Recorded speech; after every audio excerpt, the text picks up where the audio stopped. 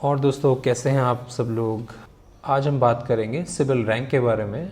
आपके बिजनेस के लिए ये एक बहुत बड़ा पैरामीटर होता है जिसके बेसिस पे आपकी फाइनेंसिंग डिसाइड होती है।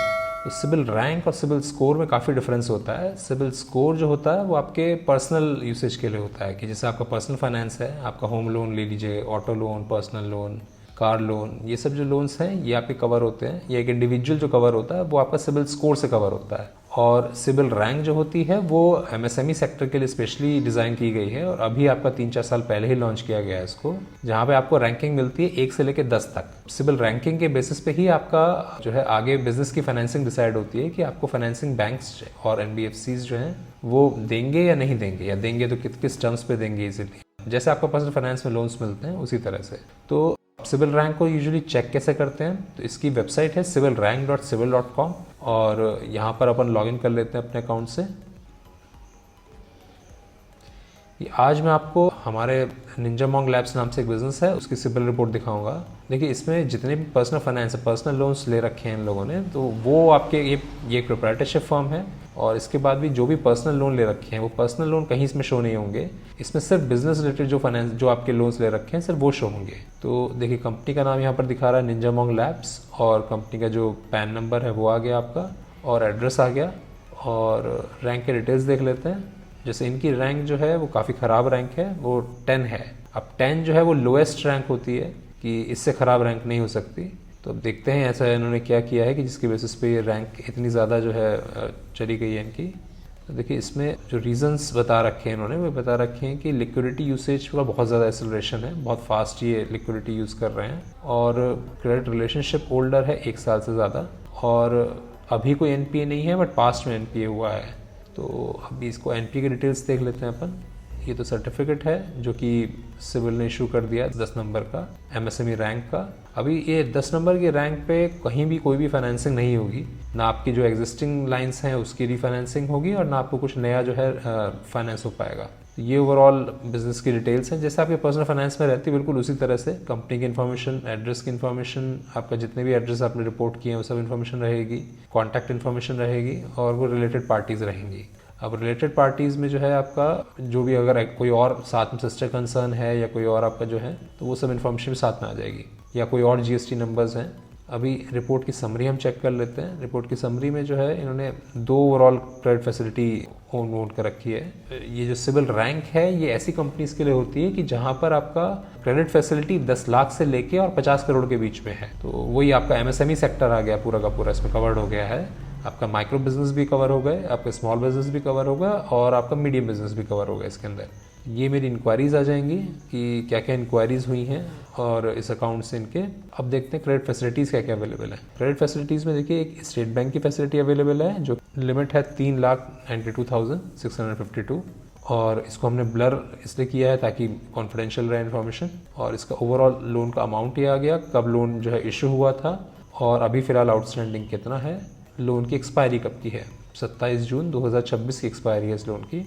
और इसकी पेमेंट हिस्ट्री हम चेक कर लेते हैं। अब देखिए, इनके जो ये रैंक ख़राब हुई है वो रैंक ख़राब होने के पीछे रीज़न ही ये रहा है कि इनके जो अमाउंट्स हैं वो अमाउंट्स काफ़ी लेट आए हैं। जैसे ये आपका 59 डेज़ का डिले है।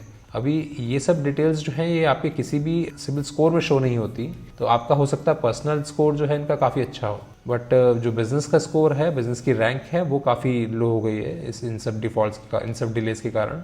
और काफ़ी बार क्या होता है, ये नोइंगली अननोइंगली बिजनेस को पता ही नहीं होता इस तरह का इन्फॉर्मेशन एग्जिस्ट करता है या इस तरह से जो है आपका ये इसका हिसाब रखा जा रहा है, जो है ये इस चक्कर में आपका जो है सिबिल रैंक खराब हो जाती है।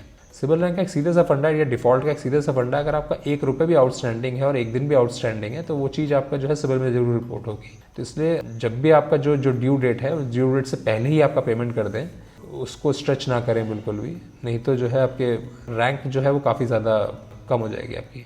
अब इसमें चेक करते हैं और दूसरी फैसिलिटी क्या है।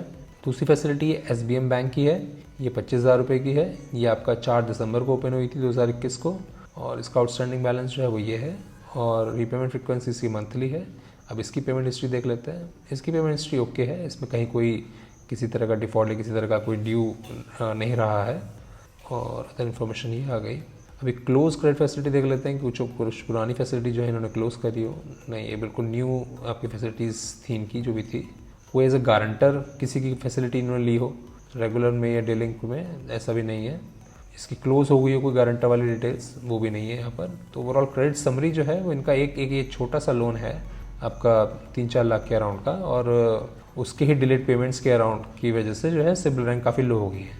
अभी इसके साथ में जो है जीएसटी रिपोर्ट भी शो होती है। जीएसटी रिपोर्ट में जो है इसमें जीएसटी सेल्स दिखाएगा सबसे पहले कि आपका जो है सेल्स कितनी रही है 2021 से 2022 और 2022 से 2023। टोटल सेल्स इतनी आ गई, 22 लाख के आसपास की सेल्स है। और टोटल मंथली सेल कितनी है करीब, और within the state sale कितनी है, और बिटवीन द 2 स्टेट्स सेल कितनी है। ये सब पूरा डिटेल में ब्रेकअप पूरा दिखाता है, और कौन कौन से स्टेट में जो है सेल्स है, कौन कौन से जीएसटी ब्रैकेट में सेल है। तो 98% सेल इनकी जो है वो 18% ब्रैकेट में है। और टोटल इन्वाइसेस जो हैं वो इतने हुए, टोटल 25.5 लाख का जो है इनका मई तक इनके इन्वाइसेस गए हैं, मई 2023 तक, मतलब इस साल जो इन्वाइसेस गए हैं। मार्च में एक इन्वाइस बड़ा इन्वाइस गया है। तो ये ओवरऑल मेरा पूरा बाइफर्केशन है। ये परचेस टोटल कस्टमर्स का, ये पूरा एनालिटिक्स काफ़ी डिटेल में इन्होंने जो है शो कर रखा है जीएसटी वाला। और इसी तरह से परचेज़ का है कि परचेज़ में जो है कहाँ से खरीदते हैं। जैसे मैक्सिमम माल इनका हरियाणा से आता है, हरियाणा या यूपी से। टोटल जो है जीएसटी ब्रैकेट कौन कौन से हैं, जैसे 18% के ब्रैकेट में सबसे ज़्यादा माल आता है। फिर इसके बाद परचेज़ के और ब्रेकअप आ गया कि आपका जो है इन्वाइसेस कितने हुए, फिर आपके डेबिट नोट कितने के इशू हुए, क्रेडिट नोट कितने के इशू हुए, और ये सब करके ओवरऑल जो है टोटल परचेजेस मेरी कैलकुलेट हो गई। जैसे अगर मेरा इन्वाइसेस में अगर 21.4 लाख का इन्वाइसेस हैं, प्लस साथ में आपके डेबिट नोट कितने के इशू हैं और क्रेडिट नोट कितने के इशू हैं, वो सब माइनस होंगे। तो टोटल 19.3 लाख की टोटल परचेज़ हुई। ये ओवरऑल हर महीने का जो है मेरा ब्रेकअप है कि कितना कितना कैसे कैसे जो है ओवरऑल जीएसटी परचेजेस हैं।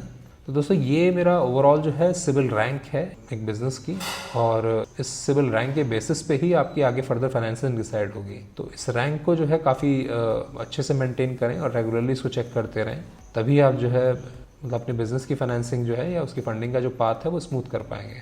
तो दोस्तों सिबिल रैंक से रिलेटेड या फाइनेंसिंग से रिलेटेड आपके बिज़नेस की आपको कोई भी इशू है या किसी भी तरह का आप कोई जानकारी चाहते हैं, तो आप हमारे चैनल पे कमेंट कर सकते हैं, या हमें जो हमारे चैनल पे नंबर्स दिए हुए हैं उन नंबर से व्हाट्सएप पे रीच आउट कर सकते हैं। उम्मीद करते हैं आपको इन्फॉर्मेशन हमारी जो है ये कुछ काम की लगी होगी, और अगर लगी है तो प्लीज़ हमारे चैनल को सब्सक्राइब करें